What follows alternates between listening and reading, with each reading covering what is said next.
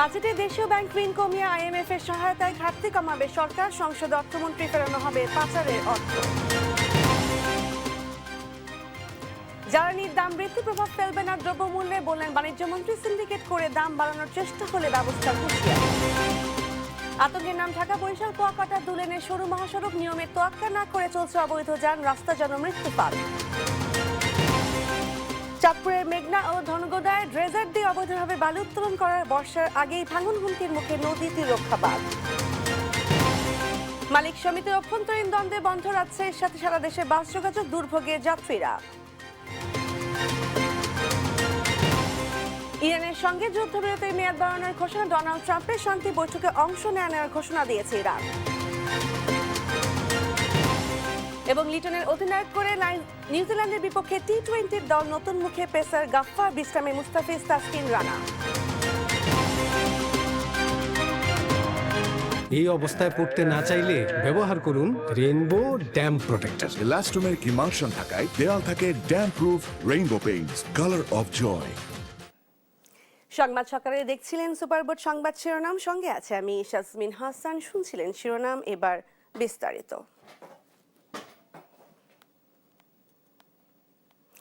আগামী বাজেটে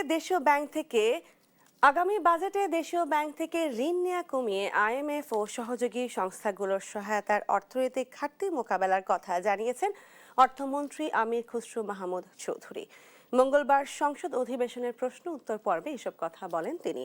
ব্যাংকে লুটেরাদের সঙ্গে বিএনপির কোনো সমঝোতা নেই জানিয়ে পাচারের অর্থ ফেরাতে সরকারের দৃঢ় অবস্থান তুলে ধরেন অর্থমন্ত্রী।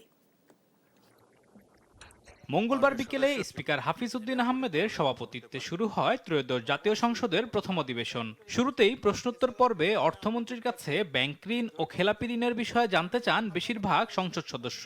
মানুষের জন্য চাকরি ব্যবস্থা করবে। কুমিল্লা ৪ আসনের সংসদ সদস্য হাসনাত আব্দুল্লাহ, এস আলম ও বেক্সিমকোর সঙ্গে বিএনপি সরকারের সমঝোতা হয়েছে কিনা এ প্রশ্ন রাখেন। পাশাপাশি ব্রাহ্মণবাড়িয়া থেকে নির্বাচিত স্বতন্ত্র সংসদ সদস্য রুমিন ফারহানা সরকারের বৈদেশিক ঋণের পরিমাণ সম্পর্কে জানতে চান। এস আলম গ্রুপ এবং বেক্সিমকো গ্রুপের ঋণ পুনরুদ্ধারের ক্ষেত্রে এই অর্থ বছরে আপনাদের বিশেষ কোনো পরিকল্পনা আছে কিনা, কিভাবে আবার নতুন করে পুনর্বহাল করার চেষ্টা করা হচ্ছে, এটা নিয়ে সরকারের সাথে এস আলম গ্রুপের কোনো সমঝোতা হয়েছে কিনা এই বিষয়টি জানতে চাচ্ছি।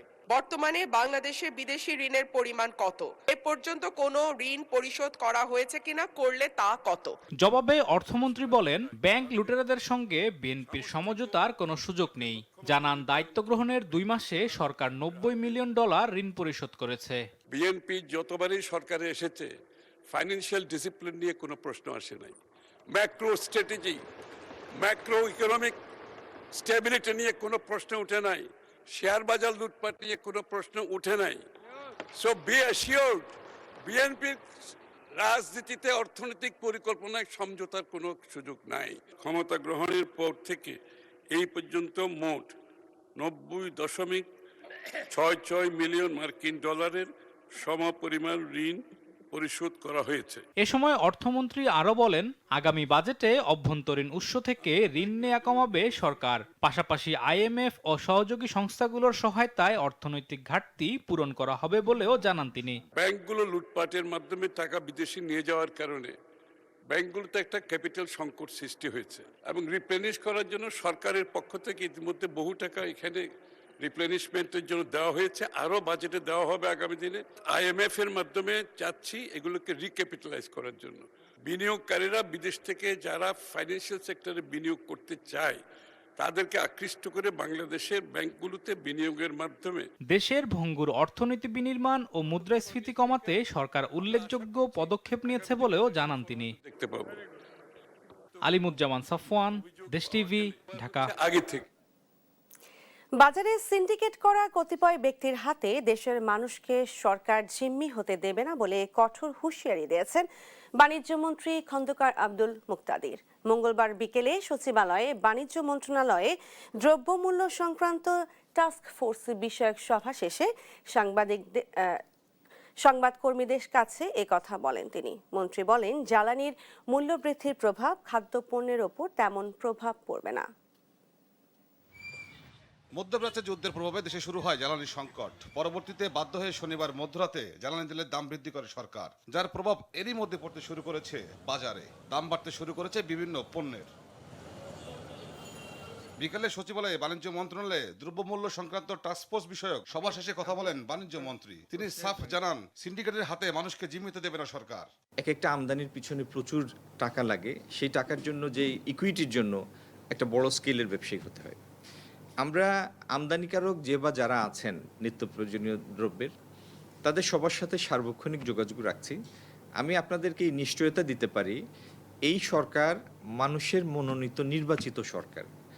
এই সরকার কোনো ব্যক্তি বা কোনো গুটি কয়েক ব্যক্তির হাতে 18 কোটি মানুষকে জিম্মি হতে দিবে না, সেটা যে নিরিখেই হোক না কেন। এটি নিশ্চয়তা আমি আপনাকে দিতে পারি। মন্ত্রী বলেন, মূল্যস্ফীতি ঘটলেও সেটার প্রভাব যেন প্রান্তিক জনগোষ্ঠীর উপর না পড়ে, সেজন্য হস্তক্ষেপ করবে সরকার। বাজার যেন নেতিবাচকভাবে ভুল পথে প্রভাবিত না হয়, এটা যার যার জায়গা থেকে আমাদের এই দায়িত্বটা পালন করতে হবে। আপনারাও আপনাদের জায়গা থেকে, আমরাও সরকার হিসাবে, অভিভাবক হিসাবে, ফ্যাসিলিটেটর, রেগুলেটর হিসাবে আমরাও আমাদের যে সমস্ত টুলস আছে সেগুলি প্রপারলি অ্যাপ্লাই করব এবং ইনশাল্লাহ বাজার স্থিতিশীল রাখার জন্য আমাদের দায়িত্ব আমরা পালন করব। আমদানি পণ্যের মজুদ স্থিতিশীল, তবে খোলা সয়াবিন তেলের সরবরাহ স্বাভাবিক থাকলেও বোতলজাত তেলের ঘাটতির কথা স্বীকার করেন বাণিজ্য মন্ত্রী। তৌফিক মাহমুদ মুন্না, দেশ টিভি, ঢাকা। রাজধানীতে তেলের পাম্পে সেই চিরচেনা লম্বা লাইন। 2 থেকে 4 ঘন্টা পর্যন্ত লাইনে দাঁড়িয়ে তেল নিচ্ছেন গ্রাহকরা। জ্বালানি ও খনিজ সম্পদ বিভাগের ধার্য করা 7টি ফিলিং স্টেশনে ফুয়েল পাস ছাড়া দেওয়া হচ্ছে না তেল। তাতেই অস্বস্তিতে পড়ছেন সাধারণ মানুষ। তবে তেলের সংকট নেই বলে জানাচ্ছেন পাম্প কর্তৃপক্ষ। জ্বালানি তেলের সরবরাহ বাড়লেও এখনও কাটেনি সংকট। মঙ্গলবার সকাল থেকে রাজধানীর ফিলিং স্টেশনগুলোতে দেখা যায় চালকদের ভিড়। দীর্ঘ সময় লাইনে দাঁড়িয়ে থেকে জ্বালানি সংগ্রহ করতে হচ্ছে তাদের। জ্বালানি ও খনিজ সম্পদ বিভাগের নির্দেশনা অনুযায়ী মঙ্গলবার থেকে নির্ধারিত 7টি ফিলিং স্টেশনে ফুয়েল পাস ছাড়া তেল দেওয়া হচ্ছে না। ফলে যাদের কাছে এই পাস নেই তারা পড়ছেন চরম ভোগান্তিতে। অনেকেই লাইনে দাঁড়িয়ে থেকেও শেষ পর্যন্ত তেল না পেয়ে ফিরে যাচ্ছেন খালি হাতে। এতে করে ক্ষোভ বাড়ছে সাধারণ মানুষের। এখানে হচ্ছে যে ফুয়েল পাসটা চাচ্ছে, এখন ফুয়েল পাসটা অ্যাক্টিভ করতে অনেকেই এখানে আসলে ফেইলড হচ্ছে। 4টার সময় লাইনে দাঁড়াইছি, ঠিক আছে। এখানে লাইন থেকে এখানে আসার পরে বলতেছে যে আপনার ফুয়েল কার্ড না থাকলে ফুয়েল পাওয়া যাবে না। তো আমাদের সব কিছু থাকা সত্ত্বেও আমরা কি বাংলাদেশের নাগরিক না? সরকার বলতেছে পর্যাপ্ত পরিমাণ তেল দেশে মজুদ আছে, কিন্তু এরপরও আমাদের 7 ঘন্টা, 8 ঘন্টা, 10 ঘন্টা লাগতেছে তেল নিতে। তেলের দাম বাড়ার পর আমরা কোনো উপকৃত হচ্ছে না, লাইনটা কমে নাই। যদি সুষ্ঠুভাবে তেল দিতে না পারে তাহলে সব পাম্পগুলো বন্ধ করে দিক। তবে ফিলিং স্টেশন কর্তৃপক্ষের দাবি, জ্বালানির কোনো সংকট নেই। নির্দিষ্ট ব্যবস্থাপনার অংশ হিসেবেই এই ফুয়েল পাস চালু করা হয়েছে, যাতে সুশৃঙ্খলভাবে জ্বালানি বিতরণ নিশ্চিত করা যায়। অনেকের স্মার্টফোন নাই, কমপ্লেন করে। অনেক সরকারি গাড়ি প্রতিষ্ঠানের নামে রেজিস্ট্রেশন করা, তো সেই ওটিপিটা কোথায় যাবে, এই কিছু জটিলতা আছে, এইগুলো নিয়ে কাজ করা দরকার। তবে আশা করছি ভালো একটা উদ্যোগ, ডেফিনেটলি স্বচ্ছতার জায়গা থেকে বা আপনাকে আইডেন্টিফাই করার জন্য যে একই লোক একাধিকবার স্টেশনে আসতেছে কিনা। তো আমরা আশা করছি এটাকে যদি শতভাগ নিশ্চিত করা যায়, সবার জন্য যে অ্যাপ্লিকেশনটা অ্যাপ্লাই করা যায়, তবে সুফল আসবে বলে আমি মনে করছি। কিন্তু বাস্তব চিত্র বলছে ভিন্ন কথা। দীর্ঘ লাইনে দাঁড়িয়ে থাকা মানুষদের দুর্ভোগই এখন রাজধানীর প্রধান আলোচনার বিষয়। আলভি রায়হান, দেশ টিভি, ঢাকা। নাটোরে দেশে বর্তমানে 1,22,633 মেট্রিক টন ডিজেল মজুত রয়েছে বলে জানিয়েছেন প্রধানমন্ত্রীর তথ্য ও সম্প্রচার উপদেষ্টা ডক্টর জাহেদ-উর রহমান। মঙ্গলবার সচিবালয়ে এক সংবাদ সম্মেলনে তিনি বলেন, জ্বালানির দাম বাড়লেও যানবাহনের ভাড়া সহ নিত্য পণ্যের দাম সহনীয় রাখতে কাজ করছে সরকার। সরকারের বিভিন্ন কার্যক্রমের অগ্রগতি জানাতে মঙ্গলবার সকালে সচিবালয়ের তথ্য অধিদপ্তরের সম্মেলন কক্ষে সংবাদ সম্মেলন করেন প্রধানমন্ত্রীর তথ্য ও সম্প্রচার উপদেষ্টা ডাক্তার জাহেদ-উর রহমান। দেশের বিদ্যমান জ্বালানি তেলের মজুদ সহ সংকট মোকাবেলায় সরকারের নেয়া বিভিন্ন পদক্ষেপ তুলে ধরেন তিনি। বলেন, জ্বালানি তেলের দাম বাড়লেও যানবাহনের ভাড়া সহ নিত্যপণ্যের দাম সহনীয় রাখতে সরকার কাজ করছে। যেহেতু জ্বালানির মূল্য বৃদ্ধি করা হয়েছে, তাই এখন জ্বালানির সাথে সামঞ্জস্য রেখে পরিবহনের ভাড়া বৃদ্ধির আলোচনা চলছে। আমরা আশা করি এটা যৌক্তিকভাবে হবে। আমাদের একটা প্রবণতা আছে, যখনই তেলের দাম বাড়ছে, ভাড়া বাড়ছে, দ্রব্যমূল্য ওই অজুহাতে যতটুকু বাড়ার কথা তার চেয়ে অনেক বেশি বাড়ছে। আমরা চেষ্টা করব আসলে এই জিনিসটাকে নিয়ন্ত্রণে রাখার জন্য। উপদেষ্টা জানান, প্রধানমন্ত্রীর খাল খনন কর্মসূচির আওতায় 1260 কিলোমিটার খাল খনন করা হবে। প্রায় অর্ধেক সংখ্যক খাল আমরা খনন করতে পেরেছি। এই বাজেটে আমরা 40 লক্ষ মানুষকে নতুন ফ্যামিলি কার্ড দেব, যাতে প্রায় 13 থেকে 14,000 কোটি টাকা বরাদ্দ হবে। সংবাদ সম্মেলনে জানানো হয়, ফুটপাত থেকে হকার উচ্ছেদের পর তা পুনর্বাসনে নগরে 8টি স্থানে নৈশ বাজার স্থাপনের সরকারের পরিকল্পনা রয়েছে। আগামীতে বাংলাদেশ, মিয়ানমার, কম্বোডিয়া ও ভারতের দক্ষিণ অঞ্চল সহ কয়েকটি দেশ মিলে আঞ্চলিকভাবে পহেলা বৈশাখ ও নববর্ষ উদযাপন করা যায় কিনা তা খতিয়ে দেখা হবে। আঞ্চলিকভাবে এই উৎসব পালন করা যায় কিনা সেটা আগামী উৎসবেই খতিয়ে দেখব। তাইফুর রহমান তুহিন, দেশ টিভি, ঢাকা। আরএফএল ওয়াটার পাম্পের রোটর এখন আরো উন্নত আর বিদ্যুৎ সাশ্রয় হয় 20% পর্যন্ত। রাজশাহী ও নাটোরের বাস মালিক সমিতির অভ্যন্তরীণ দ্বন্দ্বের কারণে রাজশাহী থেকে ঢাকাগামী দূরপাল্লার বাস চলাচল বন্ধ আছে। মঙ্গলবার দুপুর থেকে রাজশাহীর বিভিন্ন কাউন্টার থেকে ঢাকার উদ্দেশ্যে কোনো বাস ছেড়ে যায়নি। বুধবার সকালেও অনেকে কাউন্টারে এসে ফিরে যাচ্ছেন। হঠাৎ করে বাস বন্ধ হয়ে যাওয়ায় চরম ভোগান্তিতে পড়েছেন সাধারণ যাত্রীরা অভিযোগ করেন, পূর্ব ঘোষণা ছাড়া বাস চলাচল বন্ধ করে দেওয়ায় তারা পড়েছেন বিপাকে। এই বিষয়ে জানতে আমরা সরাসরি চলে যাচ্ছি নাটোরে। মামুন খান সেখানে আছেন। মামুন খান, কেন বাস মালিকদের মধ্যে দ্বন্দ্ব হলো, আপনি আমাদের বিস্তারিত জানাবেন। ধন্যবাদ শাজমিন। আমি এখন রয়েছি নাটোর হরিশপুর এলাকার বাস স্ট্যান্ড এলাকায়। মূলত গতকাল থেকে কিন্তু বাস মালিকদের যেই বাস সংযোজনকে কেন্দ্র করে বিরোধের জেরে কিন্তু এই বাস চলাচল বন্ধ রয়েছে। রাজশাহী নাটোরের যে মালিকরা রয়েছে তারা কিন্তু বাস চলাচল বন্ধ রেখেছে এবং এতে করে কিন্তু দুর্ভোগে পড়েছেন যারা সাধারণ যাত্রী রয়েছেন ঢাকাগামী বা এইসব রুটের যে বিভিন্ন জায়গায় যারা যাতায়াত করে থাকেন তারা কিন্তু সার্বিকভাবে কিন্তু ভোগান্তির শিকার হচ্ছেন এবং তারা যেটি বলছেন যে কালকে দুপুর থেকে কিন্তু এই বাস চলাচল বন্ধ হওয়ার পর থেকে কিন্তু তারা এই বিভিন্ন জায়গায় ঘুরে ঘুরে বা বিভিন্ন জায়গা থেকে সিএনজি করে অন্য জেলায় গিয়ে তারপর কিন্তু তাদের যাওয়া লাগছে যে তাদের গন্তব্যস্থলে। অতিরিক্ত বাস সংযোজনকে কেন্দ্র করে কিন্তু বিরোধের জেরে নাটোর রাজশাহী এই রুটের উভয় জেলার বাস মালিকদের বাস চলাচল বন্ধ রয়েছে। মঙ্গলবার দুপুর থেকে এই রুটের নাটোর ও রাজশাহী জেলার মালিকদের বাস চলাচল বন্ধ হয়ে যায়। অন্য জেলার মালিকদের বাস এই রুটে স্বাভাবিকভাবে চলাচল করলেও সিংহভাগ বাস বন্ধ থাকায় ভোগান্তিতে পড়েছেন চলাচলকারী যাত্রীরা। রাজশাহী রংপুর রুটের নাটোর বাস মালিক সমিতির অতিরিক্ত বাস সংযোজন নিয়ে বিরোধে নাটোর রাজশাহী রুটের উভয় জেলার মালিকরা বাস চলাচল বন্ধ করে দিয়েছে। মূলত রাজশাহী মালিক ও সমিতি এবং রাজশাহী ও চাঁপাইনবাবগঞ্জ থেকে ছেড়ে আসা ন্যাশনাল এবং দেশ ট্রাভেলস এর বাদে ঢাকাগামী সকল বাস চলাচল স্বাভাবিক রয়েছিল, কিন্তু ইতিপূর্বেই কালকে সন্ধ্যার সময় তাদের একটা বসার কথা ছিল, সেখানে তাদের এটা সমাধান হওয়ার কথা ছিল। সেটি না হওয়াতে কিন্তু প্রায় বাসই নাটোর এবং রাজশাহী যারা মালিক রয়েছে বাসের তাদের বাসগুলো কিন্তু বন্ধ রয়েছে। সম্প্রতি রাজশাহী থেকে পঞ্চগড় পর্যন্ত নাটোর বাস মালিক সমিতির আদনান পরিবহন নামে একটি অতিরিক্ত বাস সংযোজন করে। এ নিয়ে বিরোধের বাদে নাটোর ও রাজশাহী বাস মালিক সমিতির যে বিরোধটি সেটি কিন্তু বাদে। তারপরে কিন্তু তারা এই রাজশাহী এবং নাটোর রুটের যে বাসগুলো রয়েছে সেগুলো কিন্তু বন্ধ থাকে। তাতে করে কিন্তু ভোগান্তিতে পড়ে এই রুটে যারা চলাচল করে সাধারণ যাত্রী তারা কিন্তু ভোগান্তিতে পড়ে। আমরা একটু কথা বলি, কেন বাস আপনি কোথায় যাচ্ছেন? ওই যে যাবো হচ্ছে যে বাস নাই রাজশাহী, এই যে কোনো ছোটখাটো উৎসব হলে এই যে বাস বন্ধ, জনগণের দুর্ভোগী দুর্ভোগ না। আমরা যে বাস মালিকের এর কাছে শ্রমিক আছে, বাস মালিকের কাছে আমরা জিম্মি।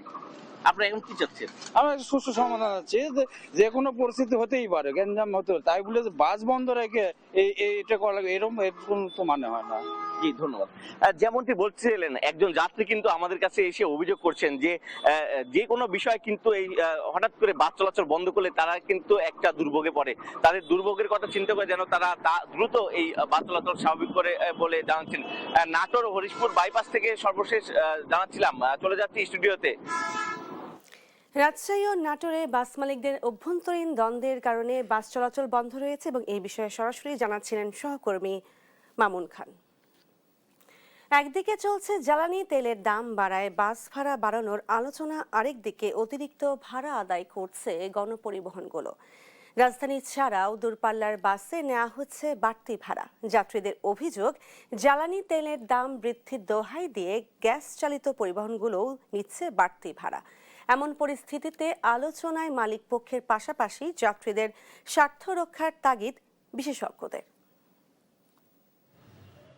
দেশে জ্বালানি তেলের দাম বাড়ায় বাস ভাড়া বাড়ানো নিয়ে চলছে আলোচনা। তার মধ্যেই নগর পরিবহনগুলোতে আদায় করছে অতিরিক্ত ভাড়া। নগর পরিবহনের পাশাপাশি দূরপাল্লার বাসেও ভাড়া বাড়ানোর অভিযোগ করছেন যাত্রীরা। এটা 15 টাকা করে দিচ্ছে গুলিস্তানের বাস, আগে ছিল যেটা 10 টাকা, এখন এটা 15 টাকা। আগে 10 টাকা দিয়ে আসতো, আজকে 15 টাকা নিচ্ছে।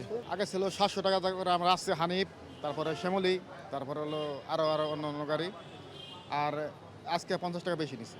ভাড়া প্রথম 500 টাকা দিয়েছে, এখন আরো 50 টাকা দিয়েছে।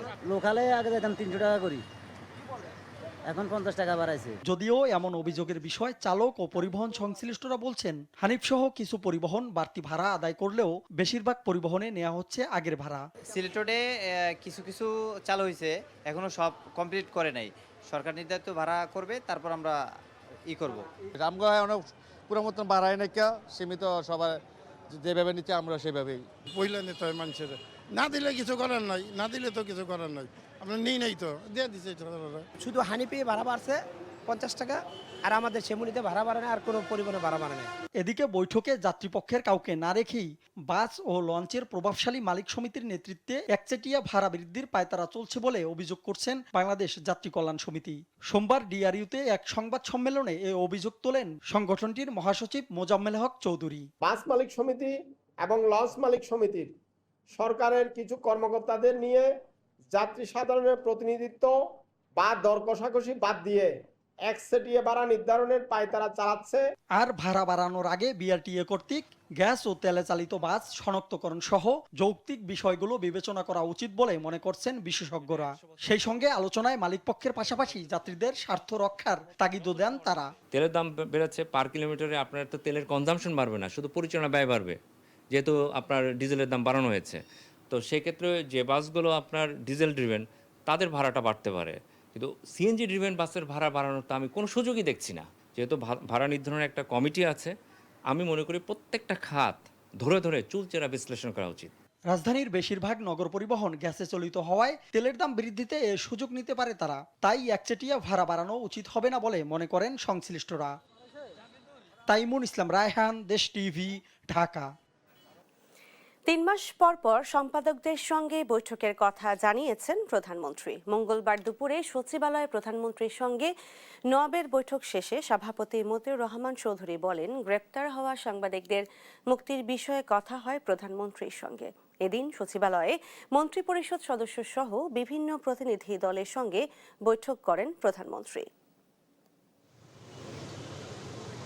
মঙ্গলবার দুপুর 12টার দিকে সচিবালয়ে প্রবেশ করেন প্রধানমন্ত্রী তারেক রহমান। মন্ত্রিপরিষদ বিভাগের নিজ দপ্তরে অফিস করেন প্রধানমন্ত্রী। শুরুতে প্রধানমন্ত্রীর সঙ্গে বৈঠক করেন অর্থমন্ত্রী, এনবিআর চেয়ারম্যান সহ অর্থ মন্ত্রণালয়ের ঊর্ধ্বতন কর্মকর্তারা।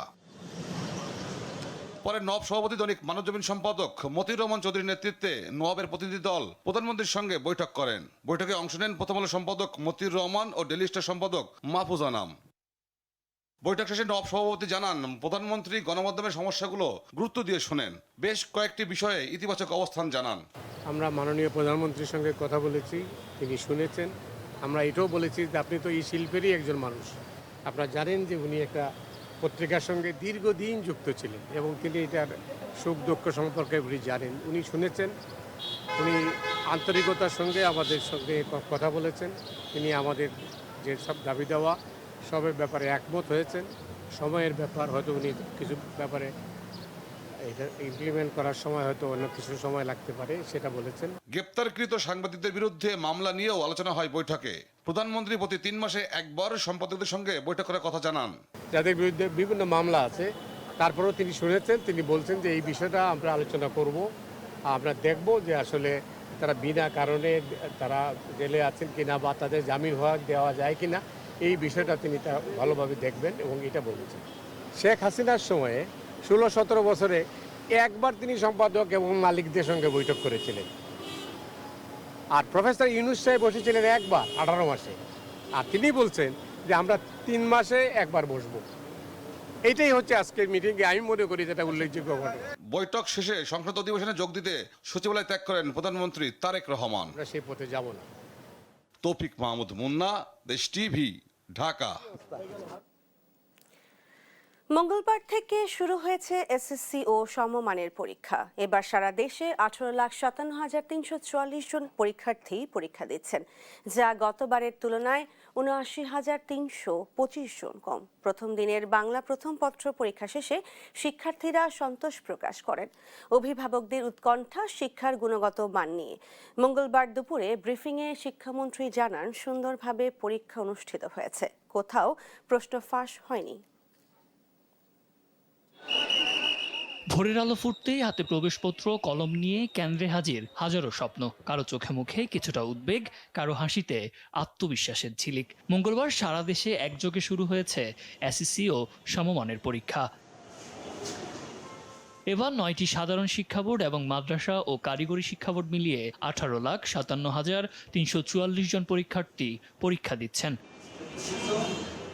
কেন্দ্রের ভেতরে শিক্ষার্থীরা যখন প্রশ্নের উত্তর লিখতে মগ্ন, বাইরে তখন প্রতীক্ষার প্রহর গুনছেন উদ্বিগ্ন অভিভাবকরা। তাদের ভাবনায় কেবল সন্তানের ফলাফল নয়, বরং শিক্ষার গুণগত মান উন্নয়ন ও টেকসই আগামী প্রত্যাশা।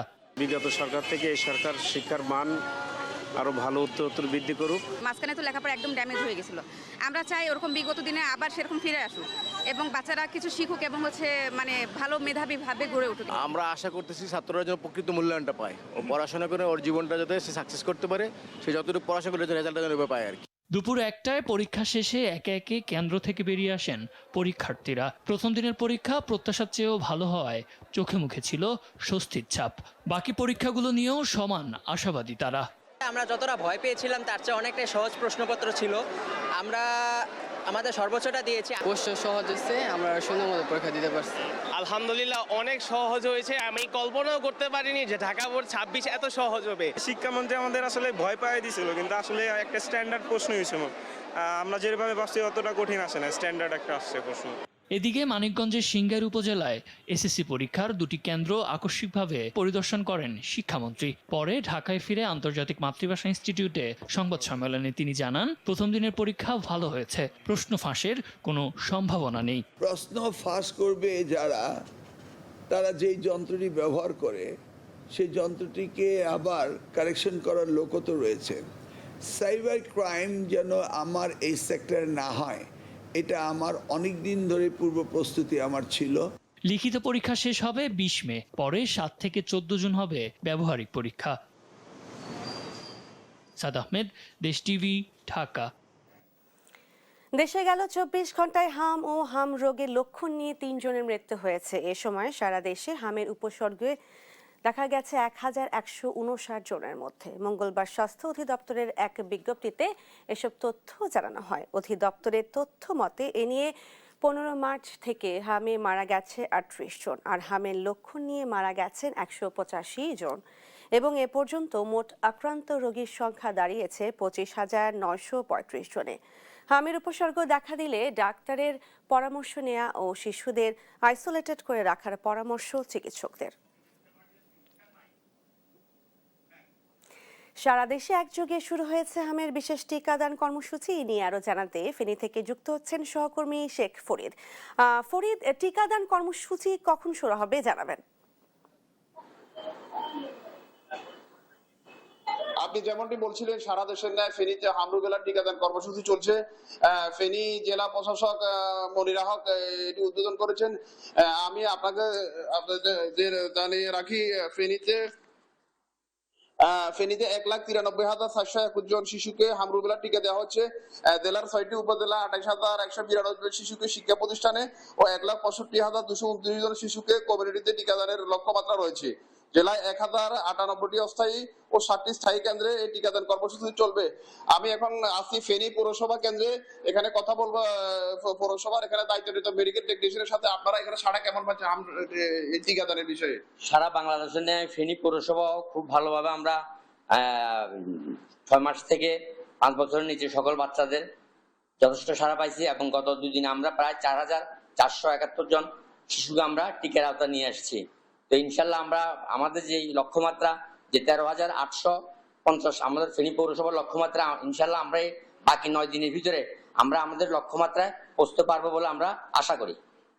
আমি কথা বলেছিলাম ফেনী পৌরসভার কেন্দ্রে মেডিকেল টেকনিশিয়ানের সাথে, তিনি যদি বলেছেন এছাড়া তারা ফেনী সিভিল সার্জনের সাথে কথা বলেছে। সিভিল সার্জন অভিসূত্র জানিয়েছে ফেনীর 5টি উপজেলায় তাদের হাম রুবেলা টিকাদান কর্মসূচি চলছে, ইতিমধ্যে যথেষ্ট সাড়া পেয়েছেন এবং তারা শিশুরা অভিভাবকেরা তাদের স্বতঃস্ফূর্তভাবে তাদের বিভিন্ন কেন্দ্রে নিয়ে আসছেন।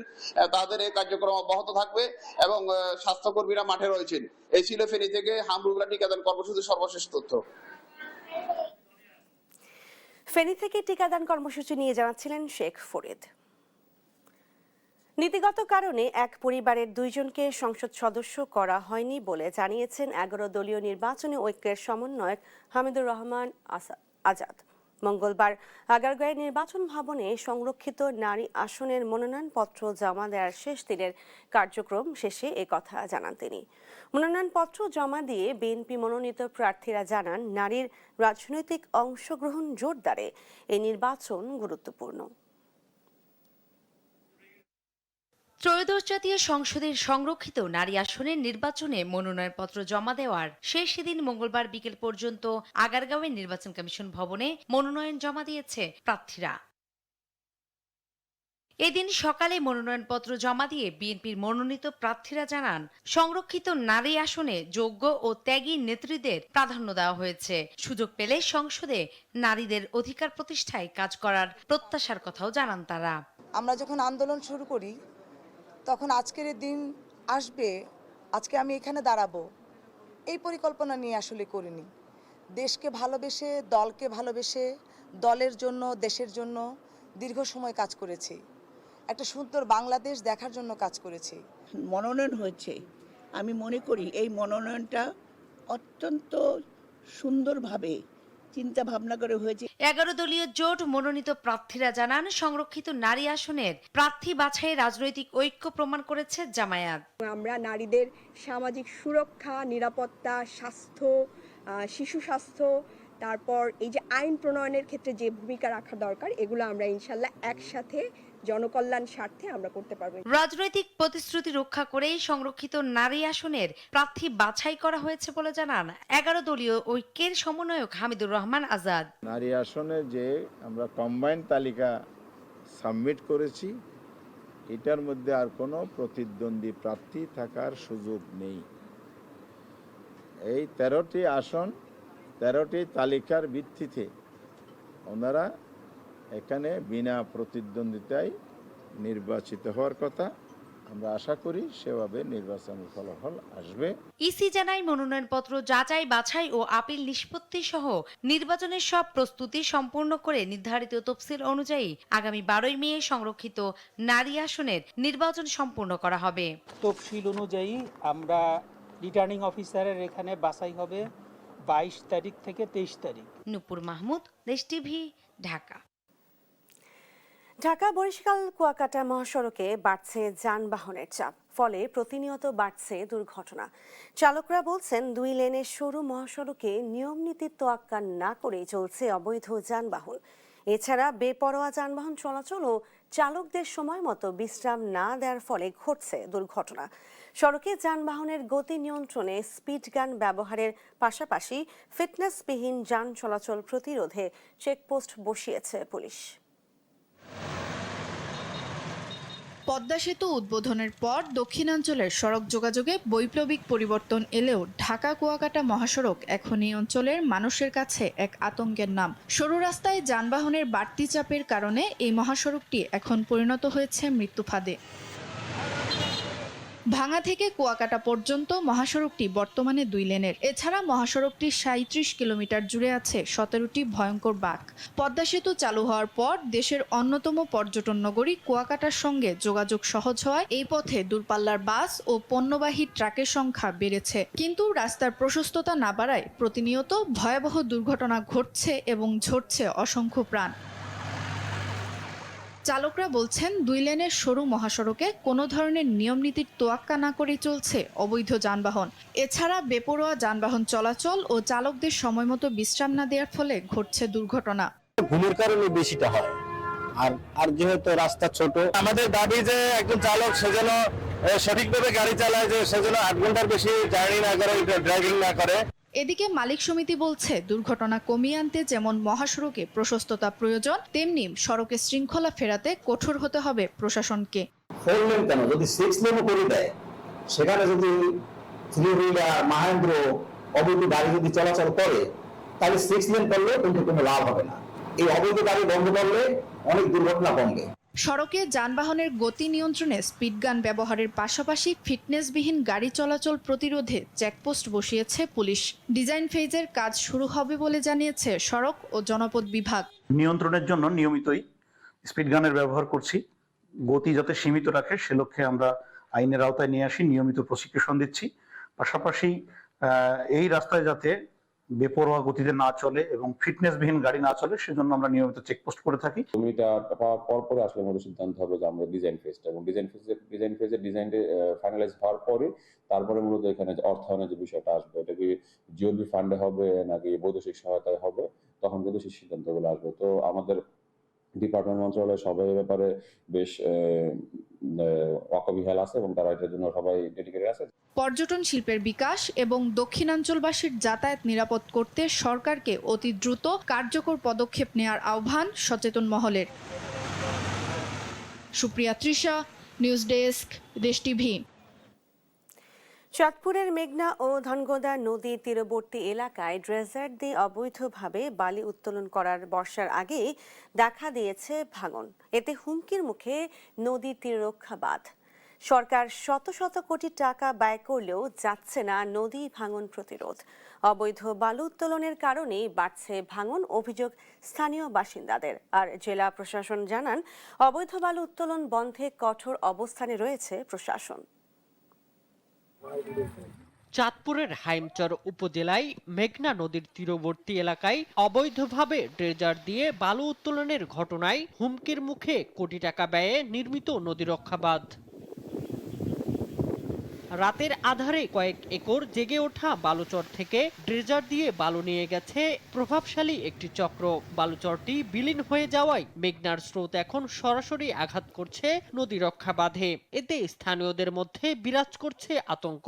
নদীর দিকে, নদীর পাড়ে সবসময় বসবাস করি, তবে সবসময় আতঙ্ক থাকি। আমগো হাইমচরের মানুষের যে অবস্থা, মানে বাড়িঘর কেউ নাই, কেউ মাছের বিড়াতে থাকে, নদী এরকম ভাঙিয়ে নিয়ে গেছে। আমাদের এই একটাই দুঃখ, এই নদী ভাঙিয়ে নিয়ে গেলে আমরা কই থাকবো এখন?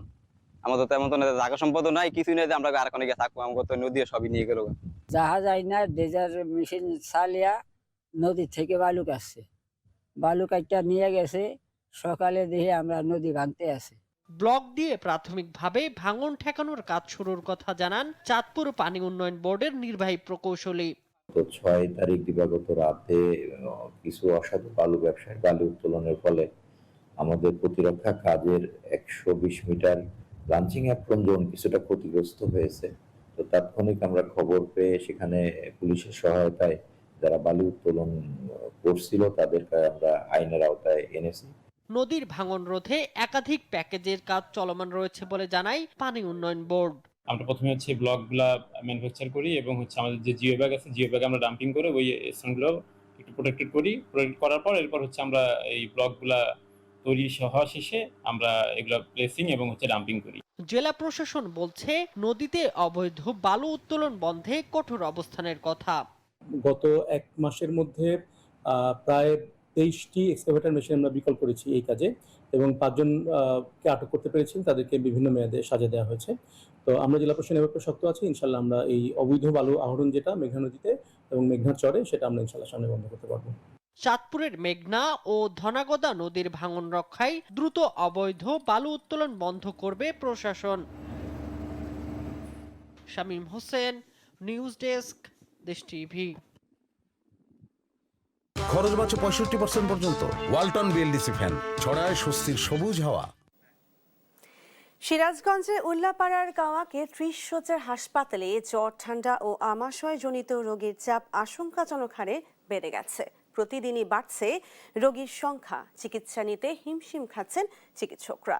হাসপাতালের বেড কম হওয়ায় অনেক রোগীকে মেঝেতে বা বারান্দায় চিকিৎসা নিতে হচ্ছে। চিকিৎসক সংকটের কারণে প্রতিটি রোগীকে পর্যাপ্ত সময় দেওয়া সম্ভব হচ্ছে না বলেও জানিয়েছেন সংশ্লিষ্টরা। সিরাজগঞ্জের উল্লাপাড়ার কাওয়াক ৩০ শয্যা হাসপাতালে জ্বর, ঠান্ডা, আমাশয়জনিত রোগীর সংখ্যা হঠাৎ বেড়ে যাওয়ায় চিকিৎসা সেবা দিতে হিমশিম খাচ্ছেন চিকিৎসকরা। প্রতিদিনই বাড়ছে রোগীর চাপ। বেড সংকট থাকায় নানা সমস্যায় পড়ছেন রোগী ও তাদের স্বজনরা। হাসপাতালটিতে ধারণ ক্ষমতার চেয়েও বেশি রোগী ভর্তি থাকায় অনেকে মেঝেতে কিংবা বারান্দায় চিকিৎসা নিতে হচ্ছে। চিকিৎসকরা বলছে, সীমিত জনবল ও অবকাঠামো নিয়ে বাড়তি রোগীর চাপ সামলানো কঠিন হয়ে পড়েছে।